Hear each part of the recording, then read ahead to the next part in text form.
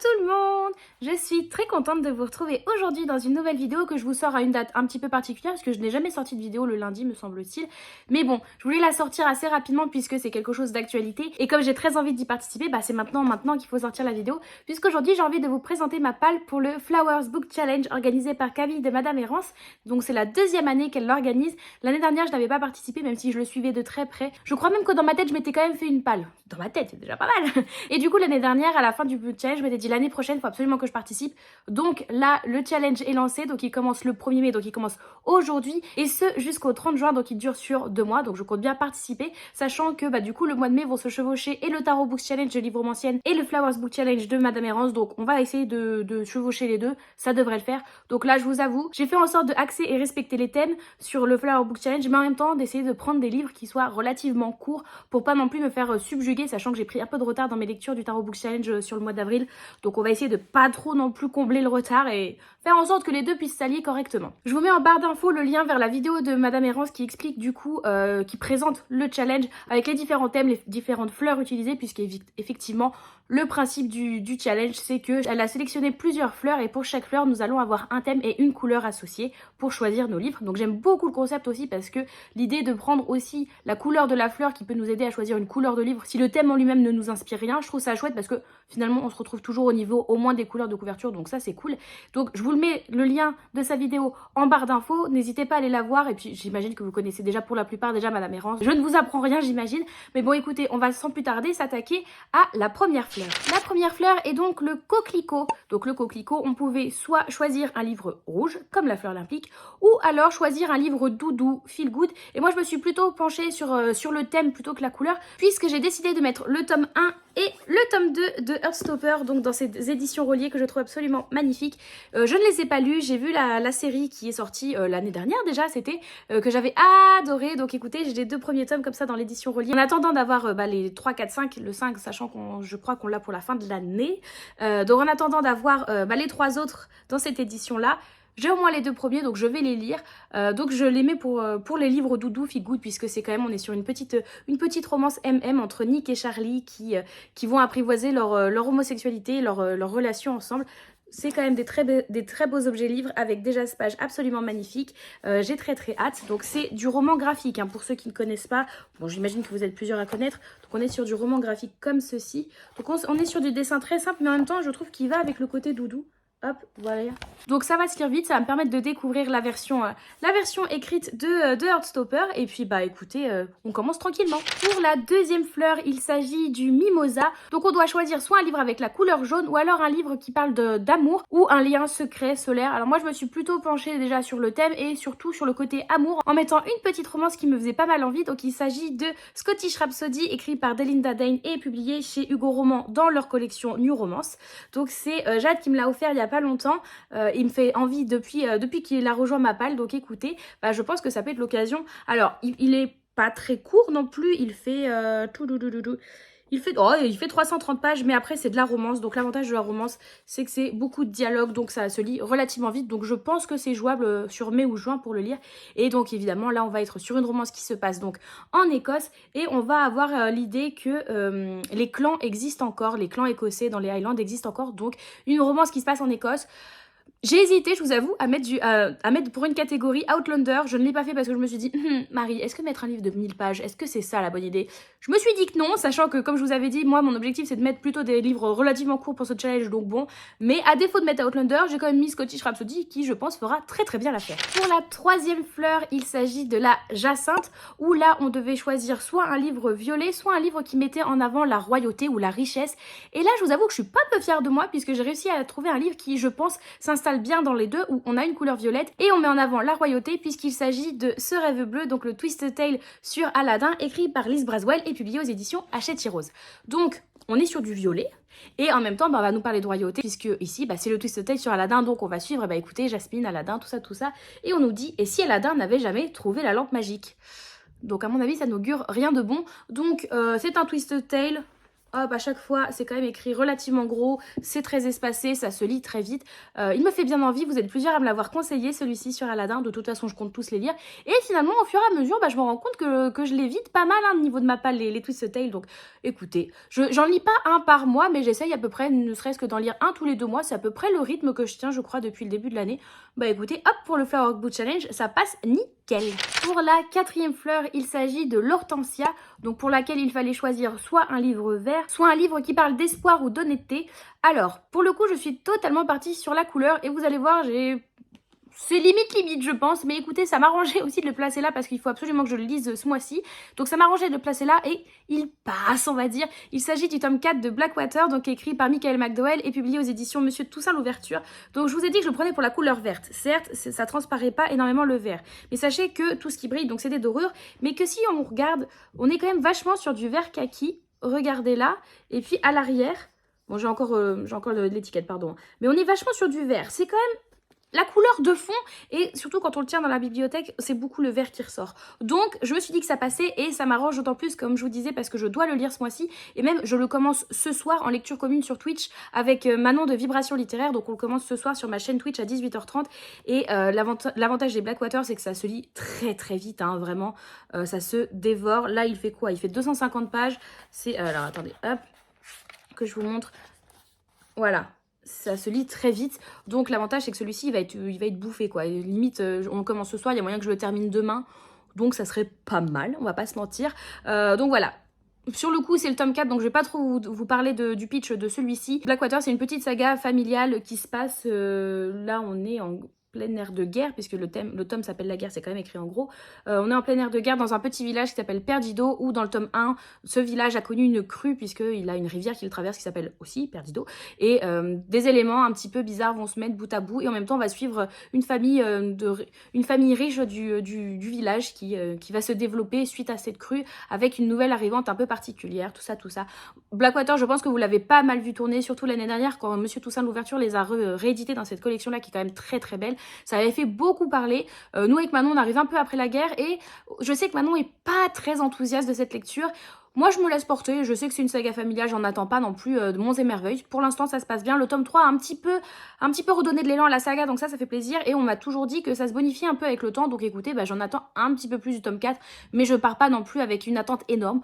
Donc voilà, l'avantage c'est que ça se lit vite de toute façon. Donc écoutez, on commence ce soir. Donc je vous disais, d'ici la fin de semaine, il est terminé. Vraiment, mais encore même pas, la milieu de semaine, je pense qu'il est terminé. Pour la 5e fleur, qui est donc la bignonne, nous devions choisir soit un livre avec la couverture orange, soit un livre qui mette en avant la force ou le courage. Et pour le coup, j'ai aussi réussi à plus ou moins allier les deux, je trouve, puisque j'ai choisi d'y mettre Circé de Adeline Miller, ici dans la collection Pocket. Donc vous voyez, tout ce qui est dorure, là, ça fait plutôt cuivré. Donc au niveau du orange, je trouve qu'on est pas mal. Et je vais vous lire le résumé directement pour que vous puissiez comprendre le côté force et courage qui, je trouve, transparaît pas mal. On nous dit « Fruit des amours d'un dieu et d'une mortelle, Circé la nymphe grandit parmi les divinités de l'Olympe. Mais son caractère détonne. On l'a dit sorcière parce qu'elle aime changer les choses.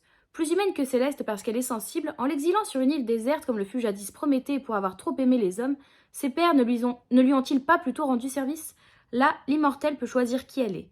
Demi-déesse, certes, mais femme avant tout, puissante, libre, amoureuse. » Bon, on m'a dit qu'elle est puissante, que vraiment, pour moi, c'est un personnage de toute façon au niveau de la mythologie qui fait preuve de beaucoup de force et beaucoup de courage. Donc je trouve que ça se prêtait très bien à la catégorie. Pour le coup, là, on est sur un livre un petit peu plus conséquent, hein, puisqu'il fait 560 pages à peu près et qui est déjà beaucoup plus fourni au niveau des pages. Mais écoutez, il me faisait bien envie et je trouvais que c'était l'occasion de le sortir de ma palle, donc Circé. Après, j'espère vraiment avoir le temps de le lire parce que vraiment, il me fait super envie et j'en ai entendu que des tellement bons échos. Au niveau des 2 livres d'Adeline Miller, que j'aimerais vraiment en commencer un, et du coup, Circé pour la bignonne. La 6e fleur, qui est donc la bleuée, nous demandait de choisir soit un livre avec une couverture bleue, soit un livre qui mette en avant des liens solides entre la famille ou des amis. Et là, pour le coup, c'est le thème que j'ai choisi, et surtout le côté lien solide entre membres d'une famille, puisque j'ai choisi d'y mettre le premier tome des désastreuses aventures des orphelins Baudelaire, écrit par Lemony Snicket, que j'ai ici dans une collection en anglais. J'ai que le premier tome dans cette édition-là, que j'avais ramené quand j'étais aux États-Unis. Donc c'est vraiment un... Bon, déjà, c'est tout petit, hein, les orphelins Baudelaire. Et je suis très contente parce que regardez, il est tout beau. Hop, ça se présente comme ceci. On peut écrire des choses ici si on le souhaite. Et on a des illustrations comme ça qui parcheminent un petit peu l'ouvrage. Et j'aime beaucoup aussi parce que au niveau de la tranche, ça fait comme l'édition Grimoire, vous savez, de A Sorcery of Thorns qui a été publiée chez Big Bang l'année dernière ou il y a 2 ans. Donc ici, c'est le tome 1 des désastreuses aventures des orphelins Baudelaire. On va suivre dès le début les 3 enfants Baudelaire qui sont juste ici, hop, avec le petit bébé et qui vont se retrouver orphelins dès le début puisque leurs 2 parents vont décéder dans l'incendie de leur maison et qui vont se retrouver à devoir être adoptés par leur oncle, l'oncle Olaf, qui malheureusement en a un peu rien à faire des enfants, mais court surtout après leur fortune, puisque effectivement, ils sont orphelins de parents qui étaient très fortunés. Et l'oncle Olaf va à peu près tout mettre en œuvre pour essayer de les éliminer, hein, clairement. De les éliminer ou alors de se marier avec la plus vieille pour empocher le pactole dont elle est l'héritière au niveau financier.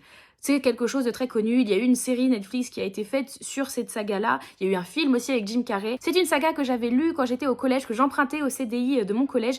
Je n'ai jamais lu la fin, je n'ai que le tome 1 dans cette édition-là en anglais, mais du coup c'est aussi pour me relancer. J'ai mis tous les tomes dans ma wishlist parce que je compte bien me relancer sur les désastreuses aventures des orphelins Baudelaire et enfin connaître la fin, puisque finalement, je ne la connais pas. J'ai déjà vu la série, mais je ne sais pas si la fin de la série est la même que dans la saga. En tout cas, j'aime beaucoup, j'imagine que c'est un classique pour beaucoup d'entre vous, vous êtes plusieurs à l'avoir déjà lu, écoutez, moi je vais le redécouvrir et en plus en anglais, donc écoutez, ça sera un petit challenge. Puisque oui, on est sur de l'anglais. Après, c'est du jeunesse, donc c'est écrit très très gros. C'est tout petit, donc je pense que ça peut se lire quand même très facilement. Pour la 7e et officiellement dernière fleur de ce challenge, il s'agit du Poids de senteur, donc pour lequel on devait choisir soit un livre avec une couverture rose, soit un livre assez sombre qui met en avant de la mesquinerie, des faux semblants ou encore de la trahison. Et pour le coup, j'ai choisi d'y glisser un plutôt gros livre par rapport à tout ce que je vous ai présenté jusqu'ici, avec Un sort si noir et éternel, écrit par Brigitte Kiméraire et publié aux éditions Rajo. Donc ouais, j'ai mis une belle bête pour le coup, mais c'est de la fantaisie young adulte, donc je pense que ça peut quand même se lire relativement vite, hein. J'ai bon espoir de pouvoir le terminer dans les 2 mois. Et je l'ai glissé puisque ici, on est sur une réécriture du conte de La Belle et la Bête. Et je trouve qu'au niveau des faux semblants et des trahisons, ça peut plutôt bien s'y prêter puisque effectivement, on nous dit que le prince reine cherche à débarrasser son peuple d'une créature sanguinaire. Seule une jeune femme pourra l'y aider. Mais ce que le prince ne dit pas, c'est qu'il est lui-même ce monstre assoiffé de sang. Donc, on est quand même sur des faux semblants puisque le prince ne dit pas à la jeune femme en question que c'est lui la bête. Donc voilà, j'en ai entendu beaucoup parler, Un sorcier noir éternel a beaucoup tourné. On m'a un petit peu imposé via Twitch de le lire en plus ce mois-ci. J'essaie d'honorer ma promesse de le lire et en le mettant dans le Flower Bush Challenge. Je ne sais pas si je le lirai au mois de mai ou plutôt au mois de juin. En tout cas, il est là, il me fait très envie. La trilogie en plus est terminée en France. Le 3e tome est sorti là au mois de mars ou au mois d'avril, donc tout récemment. Donc si je veux, je pourrais essayer de me procurer la suite pour enchaîner. Et j'en ai entendu tellement du bien, vous m'en avez tellement bien parlé que j'ai très hâte de pouvoir découvrir enfin cette histoire. Et enfin, pour la dernière fleur qui est une fleur bonus, puisqu'on n'est pas obligé de la mettre ou alors elle peut servir pour remplacer une fleur qui nous inspire pas grand chose. Il s'agit de la tulipe noire pour laquelle, bien évidemment, il fallait soit choisir un livre avec une couverture noire ou alors un livre qui traite du grand amour. Alors, je vous avoue que je me suis retenue de mettre Orgueil et Préjugés ici. Enfin, je me suis retenue de mettre Orgueil et Préjugés dans à peu près tous les thèmes, parce que l'ouvrage s'y prêtait dans presque tous. Donc, je me suis retenue très très fort en me disant non, Marie, t'as quand même une palle très grande. Il est temps de vraiment la faire baisser. Donc, ne mets pas Orgueil et Préjugés, même si la tentation est très forte. Mais j'ai quand même mis un livre qui me tentait pas mal, malgré les avis un petit peu mitigés qui en sont ressortis après lecture. J'ai décidé d'y mettre Un pacte avec le roi elfe, écrit par Elise Kova et publié aux éditions Big Bang. Alors, ici, je l'ai utilisé plutôt pour le côté grande histoire d'amour, puisque on a un peu de noir sur la couverture, mais c'est clairement pas ça qui transparaît le plus. Et je me dis que une relation entre une humaine et un elfe de plus de 3000 ans, à mon avis, pour lui, c'est que ça doit être le grand amour. Voilà, c'est vraiment, je ne me suis basée que sur ça. C'est surtout que j'avais vraiment envie de le sortir et comme je vous disais, les avis sont assez mitigés au niveau de cette lecture. Je pense que si je le laisse vraiment trop traîner dans ma palle, il ne me fera plus envie sur du long terme. Là, je suis encore assez curieuse de le découvrir. Il va se lire vite aussi, je pense. On est aussi sur du yoga adulte romantasy, donc ça va se lire vite. Il fait même pas 500 pages. C'est un one-shot, donc c'est quand même super pratique. On l'a commencé, on l'a lu au milieu, on l'a fini, on n'en parle plus.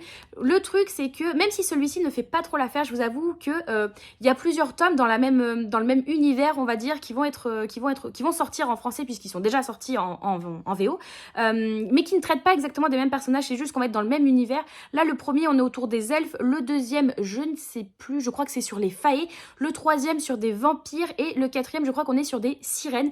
Et personnellement, je crois que je vous en avais parlé quand je vous avais présenté celui-ci, c'est surtout le troisième qui me fait très envie puisqu'on nous dit qu'on est sur du vampire, donc déjà vous savez à quel point j'adore les vampires, mais surtout qu'on est sur une réécriture d'Orgueil et Préjugés. Donc, effectivement, j'attends le tome 3 avec grande impatience. Le tome 2, je vous avoue que les faées, c'est pas forcément les créatures qui me bottent le plus, que j'aime le plus. J'ai rien contre eux, mais c'est pas ça qui me vend le plus de rêves. Mais les vampires et Orgueil et Préjugés sur un seul et même tome, j'attends ça avec grande impatience. Et en tout cas, pour revenir au Flower Book Challenge, désolée, je suis encore partie très très loin.